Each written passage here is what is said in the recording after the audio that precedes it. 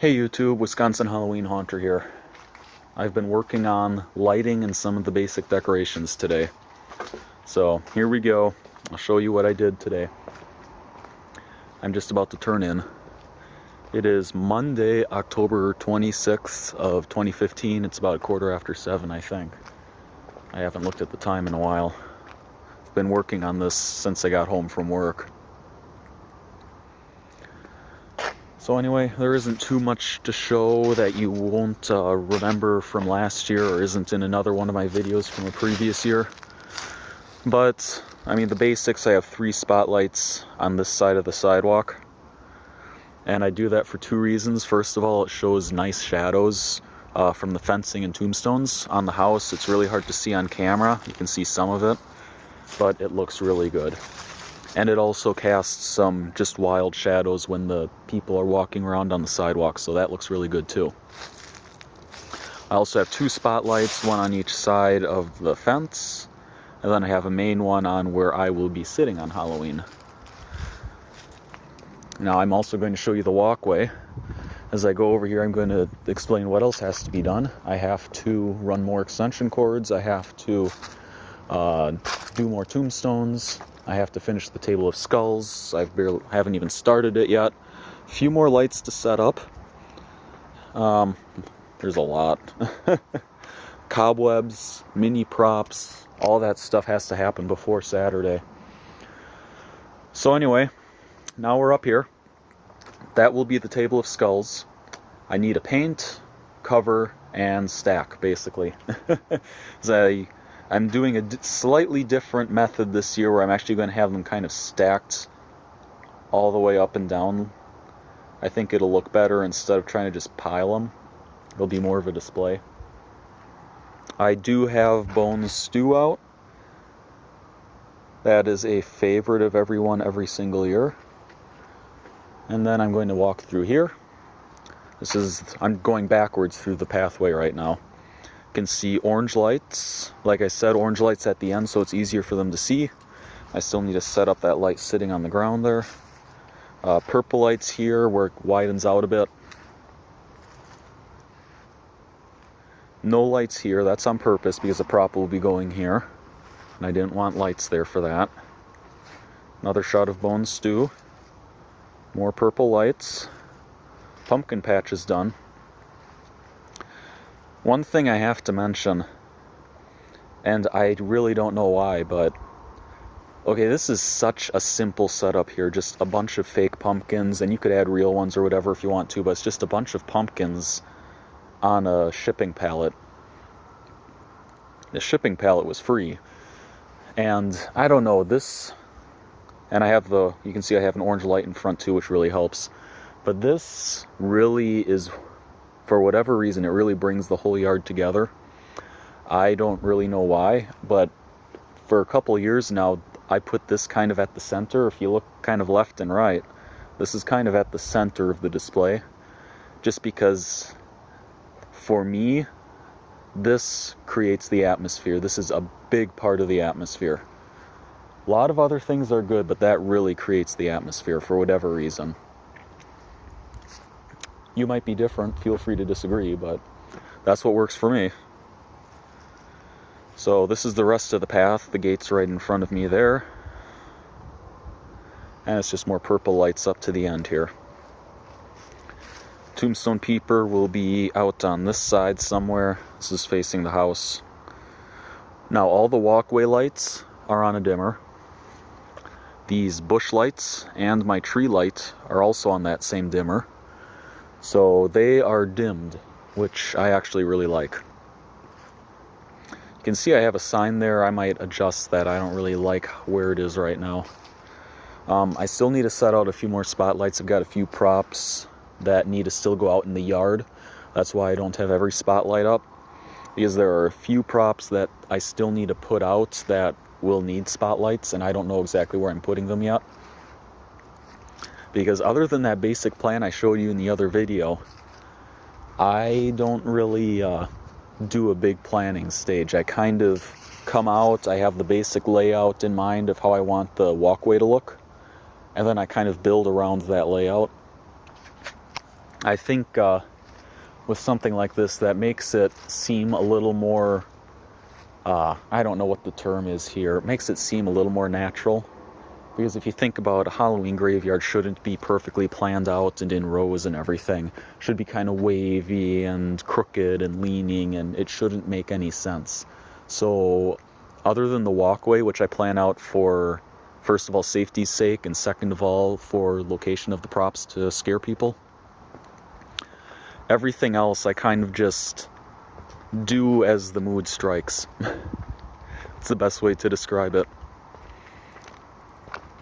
So anyway, one last shot here. I'm going to try to get these videos uploaded tonight. But I am getting kind of tired and I'm just about to go inside, have some dinner. Hopefully it's not after 8 yet. But who knows. So, there you go. That's the Wisconsin Halloween Haunter update for Monday.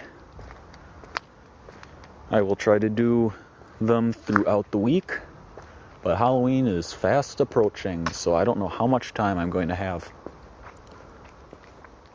Something else I'm going to mention though before I sign off, a big problem I've had every year.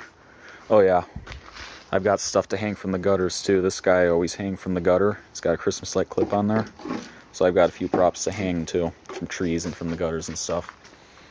But a problem I have had every single year, and it gets worse every single year too, is blowing circuit breakers. I'm up to using, I think, a total of 3 different circuits for everything. The fog machines have their own circuit. Oops, I just knocked something down. The fog machines I actually run into the laundry room and plug into the washing machine outlet because that's a 20 amp circuit, so I can safely pull more power without tripping anything. Now that works okay, but I'm at the point where I've got so many frickin' extension cords crisscrossing my yard and my house that I'm wasting extension cords and I'm losing electricity in the extension cords with the long length. So I am seriously considering, just to make setup and teardown simpler and to reduce risk of overloading and blowing circuits, I am seriously considering using my generator for some of the, for some of the more power hungry things. Noise obviously could be a factor with that. So I will need to figure this out. I'm just seriously considering that. I might put it over on this side. You're not going to be able to see, but I might put it over on this side. Or I might hide it way up by the bush on the other side of the yard. Just someplace out of the way. And just so I have kind of a direct source of power. I actually have 2 generators, so I might go that route. I don't know yet. Because this generator, this is a 2000 running watt generator, and it's pretty loud. It's basically just a lawnmower engine, but it's pretty darn loud. So I don't know. I also have a 1200 running watt generator sitting out in the shed, and that one's nice and quiet. So I might just use that one. Plug a couple fog machines and a couple spotlights in there. Or I could use both. That would be noisy though, so yeah, let me know what you think in the comments. I'm not sure exactly where to go. I'm so tired of dealing with extension cords all over the house, and that's not safe either. I don't know if it'd be safer or less safe to use a generator, but I can't imagine it's much worse than having all these heavy-duty extension cords just crisscrossing all over the house. So I'm seriously considering that, even for something just like the foggers, or just the lights. But I've got to take some of the strain off the house system, just because I'm kind of running up against the limits here. So just some thoughts I'm having, but yeah, The electrical system in this house isn't that great. It's not that it's in poor shape. It's in good shape. It's safe, but it just doesn't have the capacity. It wasn't built with large Christmas and Halloween. Well, Christmas isn't a big deal now because I switched to all LED about 3 years ago, so Christmas isn't an issue anymore.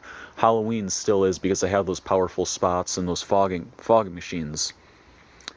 And the entire outdoor system is all on one circuit, including the freezer and the garage door opener and all the outdoor lights and everything. So yeah, I just need to figure out how I'm going to do that. I will test the generator later this week and let you know how that goes, just in terms of noise. I'm not too worried about refueling and stuff. Trick-or-treating is only 4 hours here. I know the other one can go like 10 hours on a gallon, I think, so we'll see what happens. If you have any feedback on that, any suggestions, or if you've ever used a generator in a haunt because of the same problems I'm having, please leave a comment. Let me know what you think. I really don't want to go that route, but it's looking like I kind of have to. So, yeah, if you have any comments on that, let me know. Otherwise, we're going to be hitting 12 minutes soon, so I should probably sign off. And yeah, I can't think of anything else, so I'm going to shut down, clean up, and go back inside. So thanks for watching. I'll try to do updates more throughout the week. I still need to get some of last year's videos uploaded too. I'll try to get those uploaded this week as well. We'll see what happens. But otherwise, thanks for watching. Have a happy Halloween. I hope the weather cooperates with all of us. Stay safe, and I'll see you in the next video.